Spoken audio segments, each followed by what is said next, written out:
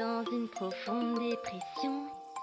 Et c'est de là que part notre super fanfiction. On est votre safe place, nos aventures elles sont space.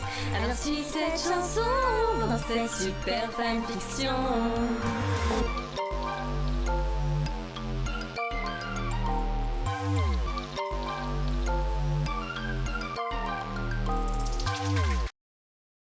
Ok, bon, la dernière fois qu'on a parlé à Nathaniel, ça s'est vraiment super mal passé. On était rentrés à la villa, un peu dévastés.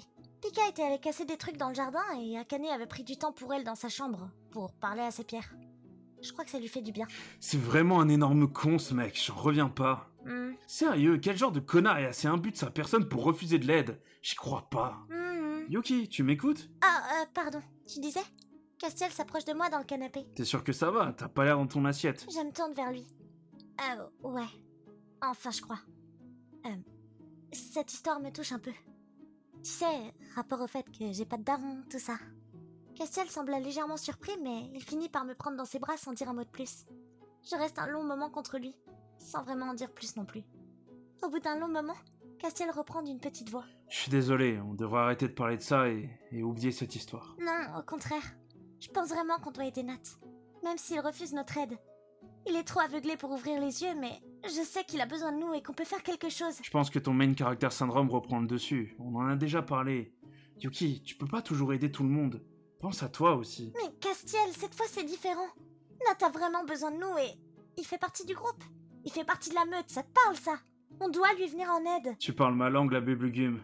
Mais je sais pas si c'est suffisant pour cette fois. On risque d'aggraver les choses. Non, je suis pas d'accord.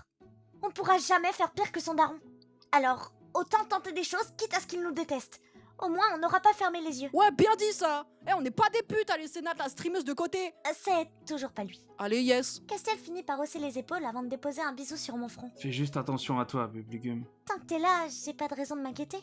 Et oui. J'ai souri à Castiel avant de me lever du canapé. Bon, je vais aller parler à Akane. Mon énergie de main character va sûrement se transmettre à elle. Hey BFF, je peux entrer? Ouais, viens. Elle s'allonge à côté de moi sur mes draps noirs. On dirait le début d'un podcast, mais non. On faisait déjà ça quand on était petite, quand on avait besoin de parler. La plupart du temps, ça se résumait à des discussions sur l'école ou les dessins animés. Mais parfois, elle me parlait de sa mère. Il y a une araignée au plafond. Oh, chouette! Tu feras attention à ce que Sima Palpatine la bouffe pas cette fois. Promis. Tu sais, pour Nathaniel, on va l'aider. Je sais que tu te fais beaucoup de soucis pour lui. Je hoche la tête. Il doit en être malade. Ça doit être pour ça qu'il passe autant de temps à l'école. Pour se sortir toutes ces angoisses de la tête. Ça lui sort rien du tout. Au mieux, ça lui fait penser à autre chose, mais la peur est toujours là. La peur du moment fatidique où, peu importe ce qui se passe, il devra forcément rentrer. Ça va forcément recommencer. Je ne remarque pas que mes yeux se remplissent de larmes et que Yuki se redresse pour me regarder. Et pourtant, il y a toujours de l'espoir. Il se dit, peut-être qu'il est parti pour son travail. Peut-être qu'il remarquera pas que je suis là. Peut-être qu'il sera trop fatigué. Peut-être qu'il en a enfin eu assez et qu'il va me jeter dehors et que je le reverrai plus jamais. Peut-être que mon héros est enfin venu pour en finir. Peut-être qu'il est mort. Akane, On n'a jamais vraiment parlé de la période où tu vivais chez... Mon oncle. Est-ce que lui aussi, il te faisait du mal? Comme son père fait à Nathaniel? Akane! Elle m'attrape et me serre contre elle alors que j'éclate en sanglots sur son épaule. Je savais pas, Akane. Je savais que c'était pas quelqu'un de bien, mais jamais j'aurais pu imaginer une chose pareille. On était des enfants. C'était normal pour toi de pas savoir. Je suis désolée, Akane, je suis tellement désolée. Si j'avais su, ma mère aurait pu... Ta mère a fait ce qu'il fallait. Quoi? Je la repousse légèrement. Tu t'en rappelles pas? Yuki secoue la tête et semble complètement à l'ouest. C'est étrange. Elle se rappelle vraiment de rien.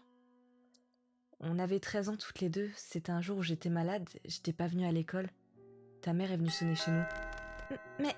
oh, c'est vous? Mais qu'est-ce que vous faites ici? Mon oncle est pas là. Je sais. Akane, prends vite tes affaires, on s'en va. Quoi? Mais où ça? Je peux pas partir? Tu n'as pas le choix. Je ne peux pas te laisser ici. Je tremble légèrement.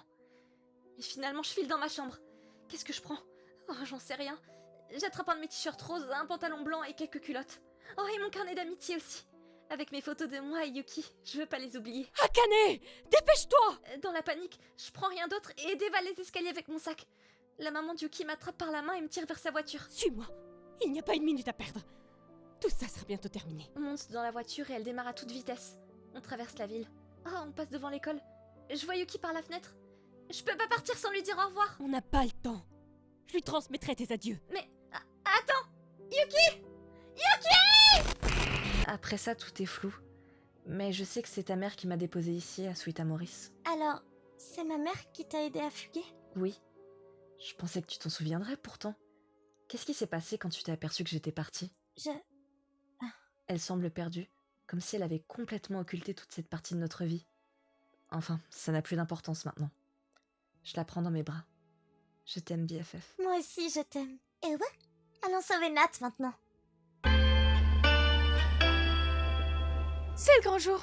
Maintenant que je suis invisible aux yeux des BTS, je peux sortir sans souci et sans ma fausse moustache. Je m'avance confiante à travers la ville et j'arrive enfin devant le café. J'avais oublié que c'était si rapide d'y aller. J'arrive à l'intérieur et merde! C'est pas Yoon qui travaille normalement? Clémence me regarde méchamment. Oupsie!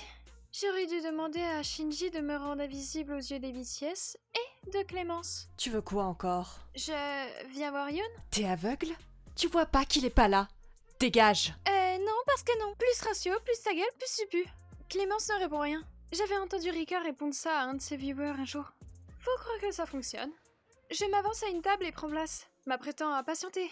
Clémence arrive vers moi. Si tu commandes rien, tu dégages. Un soju non alcoolisé. On n'en a plus. Alors un bubble tea? On n'en a plus. Comme par hasard.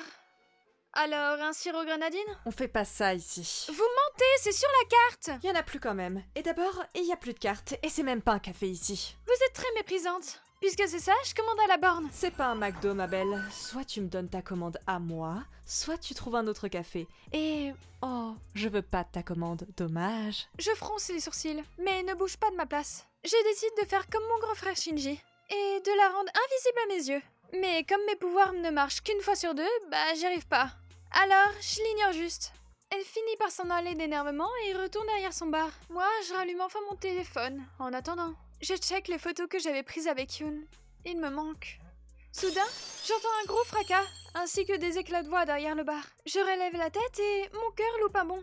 Il est là, Yoon. Il parle avec Clémence, je tends l'oreille. Désolé Clémence, j'ai pas fait exprès, je sais pas ce que j'ai aujourd'hui. C'est pas grave, chouchou, ça arrive à tout le monde de casser 20 verres d'un coup, et c'est ok. Tu veux prendre ton après-midi? Je te paye quand même, bien sûr. Je plisse les yeux. C'est vraiment la même meuf qui m'a parlé il y a 10 minutes? Yoon, peut-être que je me mêle de ce qui me regarde pas, mais tu veux m'en parler? Non, c'est rien. Yoon essuie activement ce qu'il a renversé, et Clémence se glisse derrière lui pour passer sa main autour de ses épaules. Oh, t'es tout stressé. Tu devrais prendre une pause. Ça va Clémence, vraiment. Je deviens rouge de colère. Comment ose-t-elle être aussi proche de lui? C'est grave malsain. Surtout qu'il a l'air mal à l'aise, et que c'est sa patronne, et qu'il est mineur. Je me redresse d'un bond. Hé, laissez-le tranquille, vous êtes giga malaisante. Je les vois sursauter et tourner leur regard vers moi. Oupsie. Oh Oli, qu'est-ce que tu fiches ici? Oh, t'es encore là, toi. Désolée, Yoon, j'ai essayé de la faire partir, mais elle veut rien comprendre. Vous avez surtout refusé de me servir. Oli, s'il te plaît, sors d'ici.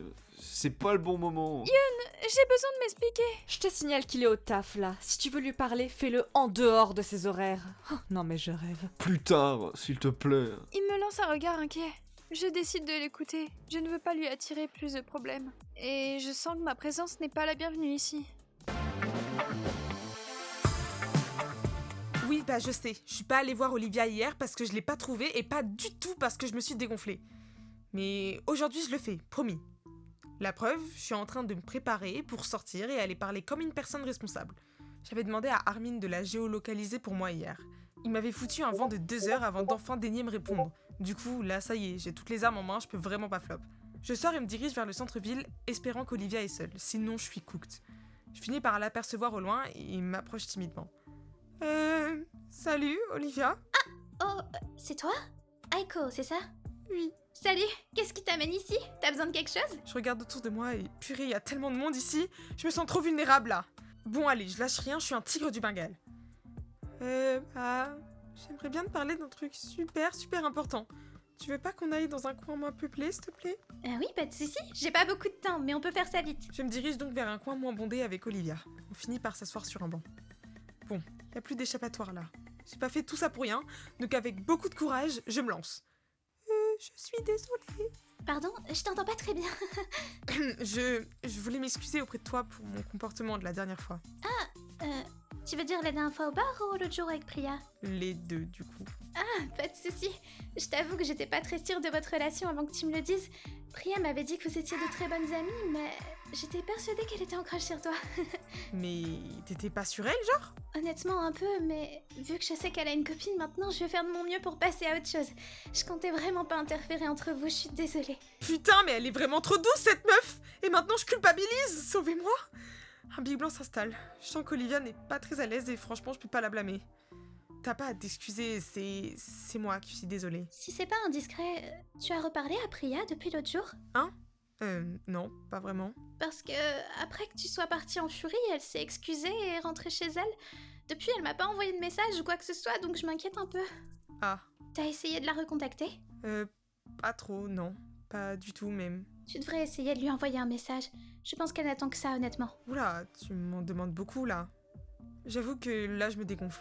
Mais en même temps, c'est beaucoup de pression pour mon petit tête, wesh. Tu sais, la façon dont Priya me parlait de toi, c'est sûr qu'elle t'aime. Et je pense pas qu'une singulière dispute mette un terme à votre relation. Dans tout couple, il y a des disputes. Le plus important, c'est d'accepter les possibles erreurs faites et d'en reparler avec elle. Ouais, t'as raison. Je vais essayer de lui envoyer un message. Mais je promets rien, hein. J'ai dit essayer, pas réussir. Olivia dépose sa main sur mon épaule brièvement avant de se relever. Je dois filer, j'ai un rendez-vous urgent. Mais crois en toi, Aiko. Je sais que tu vas t'en sortir. Esprit Kaizen! Oh non, pas Inox. Elle me sourit tendrement avant de repartir. Je me relève, un peu dubitative, et me dirige vers la villa. Je me pose encore beaucoup de questions. Qu'est-ce que je dois dire à Priya, même? Comment on est censé commencer un message après une dispute? Une fois rentrée, je m'effondre dans mon lit. Je scrolle sans but sur mon téléphone. Mes notifs n'ont jamais été aussi vides. Je finis par me mettre à regarder les stories à la une de Priya. Je suis rassurée de voir qu'elle m'a pas enlevé de sa story Friends. Ok, j'avoue que ça fait giga stalkeuse, mais faut se mettre à ma place un peu aussi. Je finis par éteindre mon téléphone et ferme les yeux. Je repense à tout.